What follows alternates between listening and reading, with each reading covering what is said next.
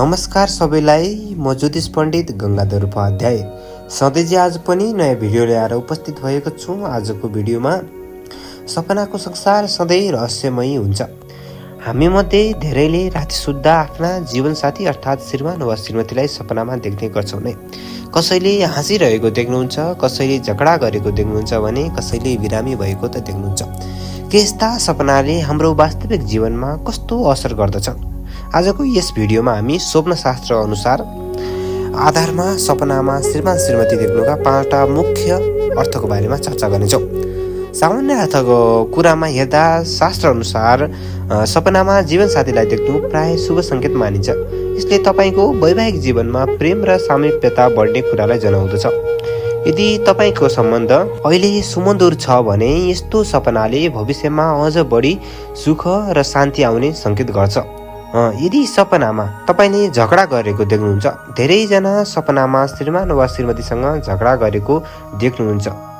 तर स्वप्न शास्त्रले यसको बारेमा के भन्छ भने सपनामा झगडा हुनुको अर्थ वास्तविक जीवनमा माया बढ्नु हो अथवा तपाईँ दुईजना बीचको सामिप्यता अझै नजिक हुँदै जानु भन्ने सङ्केत गर्दछ। यसले तपाईँहरू बीच रहेका सानातिना मनमुटाव हटेर जाने पनि सङ्केत गर्दछ।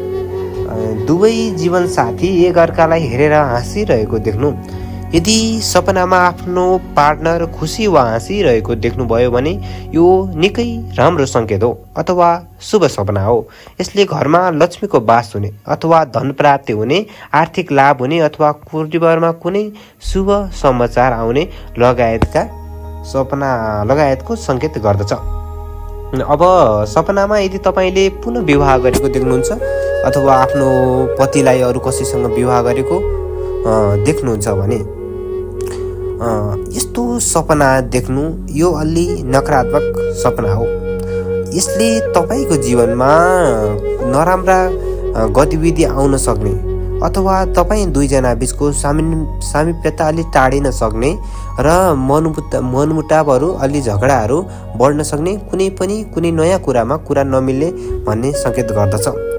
यदि तपाईँले त्यो विवाह आफैसँग गरेको देख्नुहुन्छ अथवा आफू दुईजनाको विवाह भएको देख्नुहुन्छ, अरू कुनै स्त्रीसँग नदेखेर आफू स्त्री वा पुरुषसँग नदेखेर आफैसँग गरेको देख्नुहुन्छ भने यो सपनाको अर्थ शुभ अर्थ हो। तपाईँको सम्बन्धमा नयाँ ऊर्जा र तागजी आउँदैछ भन्ने पनि यसको अर्थ रहन्छ। यसले तपाईँहरूको सम्बन्ध अझै बलियो हुँदै जानेछ भन्ने पनि सङ्केत गर्दछ।